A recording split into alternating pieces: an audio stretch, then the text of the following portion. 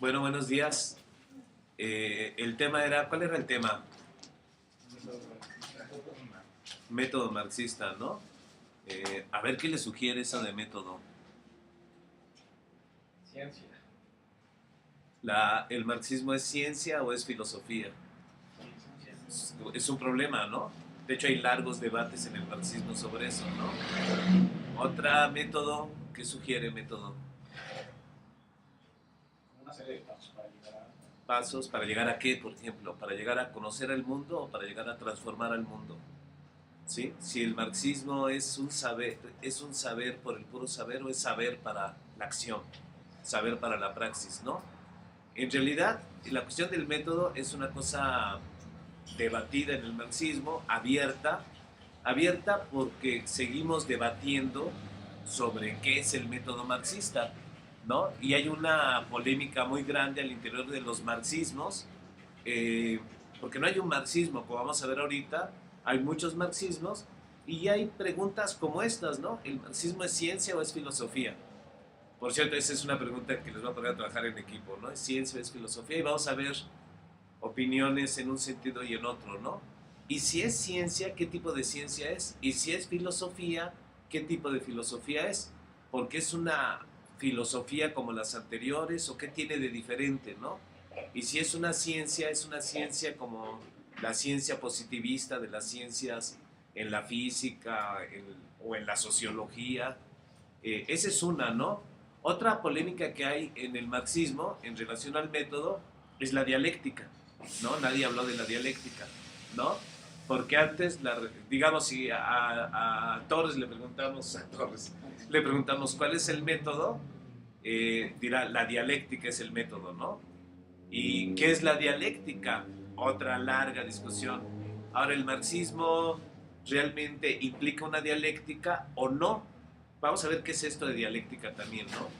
Otra pregunta, ¿no? ¿El marxismo es un saber histórico de lo universal? Digamos, ¿el marxismo es una teoría de la historia universal? ¿O en realidad es solo una crítica al capitalismo para transformar al capitalismo? Si ven los problemas que hay ahí la cuestión del método, ¿no? Bueno, entonces vamos a abordar esto un poco de manera marxista, porque si algo es claro en el marxismo es su enfoque histórico, ¿no? Entonces vamos a abordar la cuestión del método desde un enfoque histórico, examinando la diversidad de marxismos que han existido hasta nuestra fecha, ¿no? Que es otro principio que habría que tener muy claro, ¿no? No hay un marxismo, ¿no? No ha habido nunca un marxismo hecho, único, el verdadero y auténtico marxismo, sino que en realidad siempre ha habido una diversidad de marxismos. De hecho, desde el propio surgimiento de lo que se llamó marxismo, una cosa hacía Marx, ahorita lo vamos a ver, y otra cosa hacía Engels, por ejemplo. Más allá de cosas comunes que tenían, más allá de que Engels siempre reconoció que su gran maestro era Marx, que era el gigante y él seguía sus pasos, pero un poco al final de sus vidas tenían proyectos filosóficos o no filosóficos, proyectos teóricos o no teóricos, bueno, proyectos diferentes, ¿no? Ahorita lo vamos a ver. Entonces hay un marxismo de Marx y Engels, digamos de los fundadores. Hay un marxismo de la Segunda Internacional. De hecho, hay varios marxismos en la Segunda Internacional, como hay varios marxismos en la Tercera e incluso en la Cuarta Internacional, ¿no?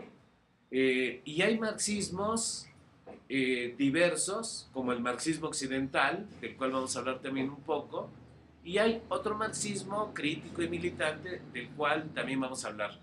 Por supuesto que a ustedes ya no les tocó, pero hubo un momento donde el marxismo se volvió ideología que justificaba la burocracia contrarrevolucionaria de Stalin, que se volvió dogmático, cerrado, eh, justificador y legitimador de ese régimen burocrático, pero por supuesto había otro marxismo que siempre lo impugnó, que llamaba a la permanencia de la revolución, que es el marxismo de Trotsky, ¿no?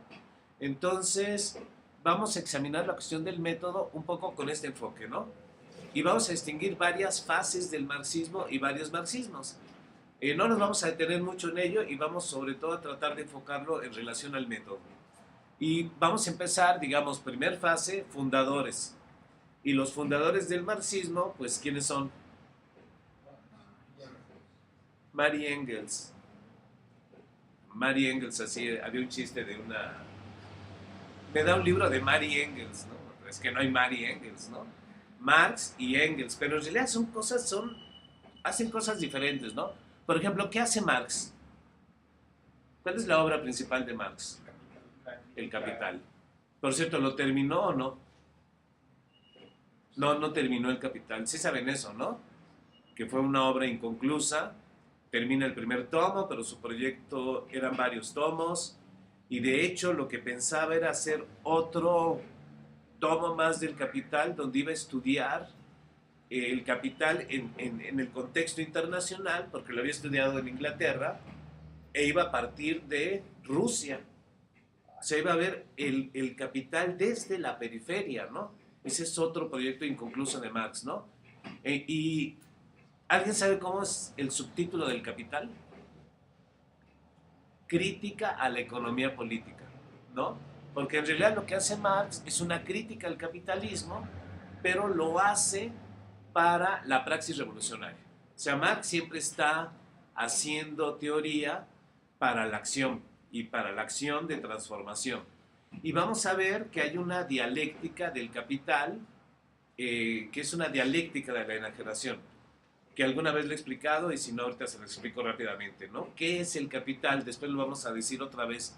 El capital para Marx es un poder ajeno a la sociedad, ajeno al ser humano, que ha producido el propio ser humano, pero se ha vuelto ajeno y hostil a la sociedad y al hombre, se ha vuelto contra sus propios creadores.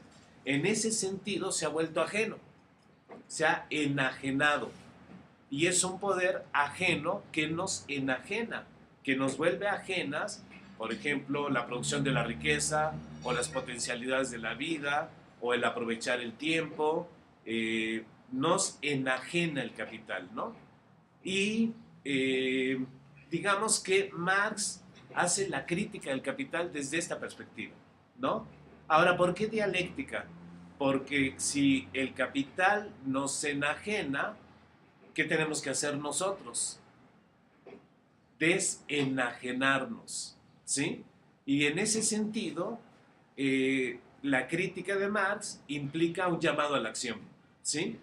Hay que desenajenarnos del propio capital, ¿no? Bueno, este es un poco, dicho de manera muy general, después vamos a aterrizarlo un poco más, el proyecto que tiene Marx. Pero Engels tiene otro proyecto, no sé si lo saben. ¿Alguien sabe qué cosa estuvo haciendo Engels en sus últimos años de vida?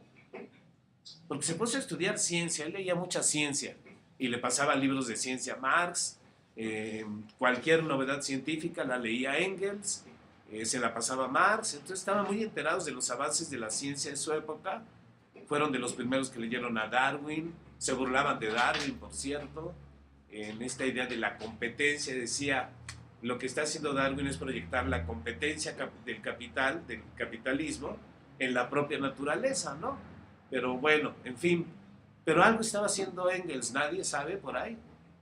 Engels estaba tratando de escribir una obra, de hecho la escribe, que es una especie de concepción totalizadora de la dialéctica. Engels está obsesionado con la dialéctica y quiere apoyarse en la ciencia para elaborar lo que él llamaba una dialéctica de la naturaleza. ¿Sí? ¿Se entiende más o menos la idea o no? La naturaleza, según Engels, funciona con contradicciones, trascendiendo sus contradicciones a otras formas de ser,